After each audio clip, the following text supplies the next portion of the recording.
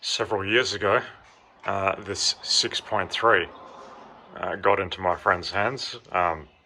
Work commitments and whatnot have stopped me from coming down here for quite some time.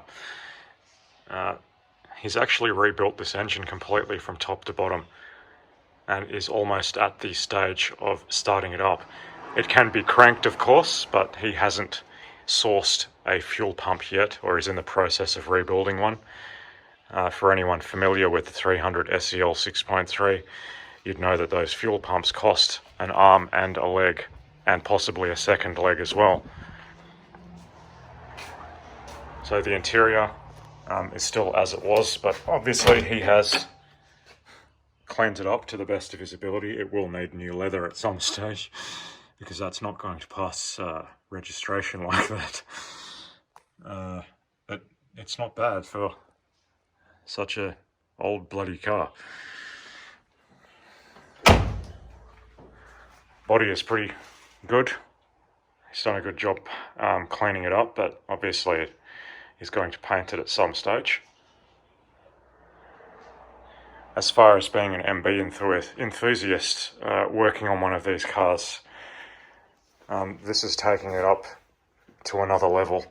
This is a 12 out of 10 kind of project. You have to be borderline nut job to take one of these on, because almost nothing is available, and what is available is ridiculously expensive. You can easily spend 6 figures restoring one of these cars, and he's already up to that stage, if not very soon. Fortunately, in Australia, when you sell one of these things, that's the kind of money you'll be looking at when you sell it anyway, so it's not exactly money down the toilet. He will make that back should he decide to ever sell it. Out of interest, I can probably show you this thing cranking, but it's definitely not going to start because he does not have a fuel pump yet. I'll give you a look inside the driver's seat. We can have a look at the cluster. He seems to have done a good job cleaning that up as well. So, interestingly, young Tim here doesn't have a problem spending $100,000 on a 6.3, but couldn't afford the $15 to buy a cooling system pressure tester. So today we're going to check out if his 6.3 holds pressure in the cooling system. That's one thing that has not been done yet, so let's go ahead and do that now. Now, with this pressure test, because this engine hasn't been run yet, we're just going to do it to a very low pressure, just for the purposes only of checking for leaks around areas of concern. These head gaskets do have the sealing beads that probably shouldn't. Okay, I'm already hearing a hissing noise. That's not a good sign. So, what's leaking? What are we up to? 5? Not even 5. 2.5 psi. No, it's 5. Oh yeah, 5 psi, and something is hissing. No, don't worry about that. Just keep the hose straight. It was that leaking. No, I heard something over here. Or was it that? What's the pressure you're up to? Still at 5. Okay.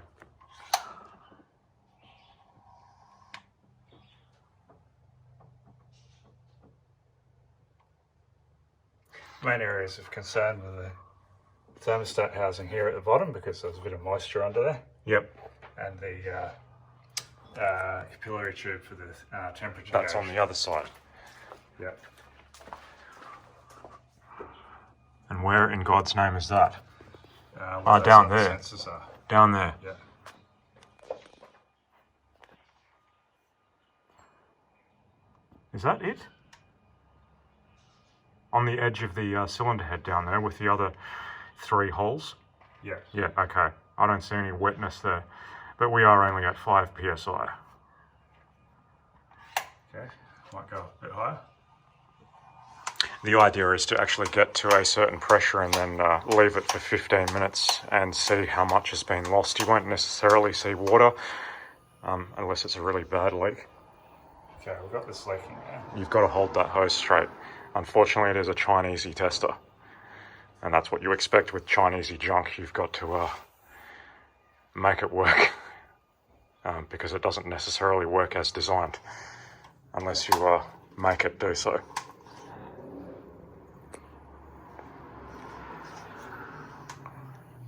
It seems alright so far. I think just minor leakage, but I think it might be coming out of here predominantly. it's not the epic shit show that you were worried it would be. I think you're going to be doing just fine.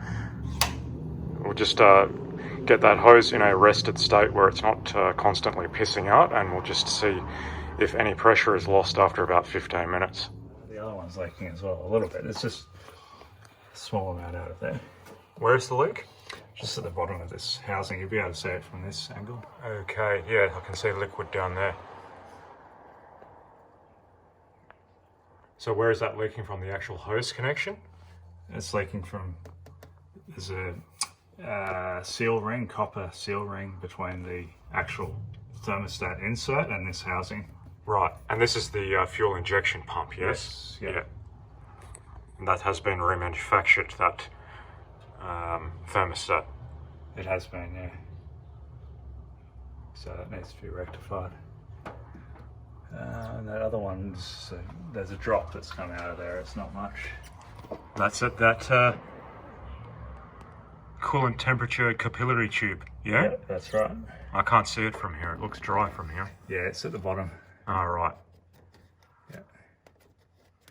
That's no major drama. That's So just the two items that you suspected might be weeping are weeping, but that's not a big deal overall.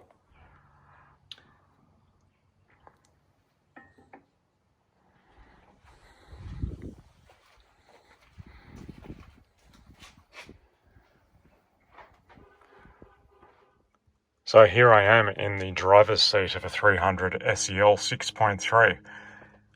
It's not going to start. As mentioned, it's just been rebuilt, but he hasn't got a fuel pump yet. He has disabled various things to keep it a safe process. It does have all 8 plugs in there at the moment, so it will sound like there's compression.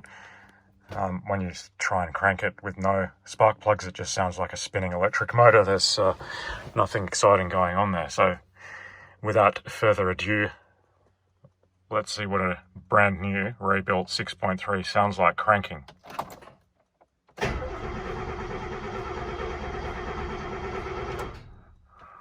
Excellent. Obviously we don't want to do that too much when there's no oil pressure. Yeah, but his has lubricated everything obviously when the engine was apart. It'll be good to actually have this thing running, and it will be shortly. Once the bits for the fuel pump arrive, I'll make a follow-up video for the very first start. That will be exciting because we'll also get to test this unknown condition transmission. He does believe at some stage it has been rebuilt because it did have the classic telltale signs of being rebuilt, namely that that thing on the front. I can't remember what it's called, but it looks like a torque converter, but it's not. I think it's a hydraulic clutch. That has been apart and has the appropriate bolts one uses when rebuilding that. So that has been done. The transmission did have all new seals through it, so someone has spent money on this car at some stage, and hopefully that transmission works, because practically nothing is available for it, and you're pretty much up the creek without a paddle if it doesn't work and you can't find another one. I'm sure there are people out there that would capitalize on that situation and charge you an arm and a leg for their second-hand ones. There are always people like that out there. So you probably would be able to get something together, but hopefully this one just works. Anyway, I'll show you what the engine looks like cranking outside of the car. So this is what it looks like cranking from the outside.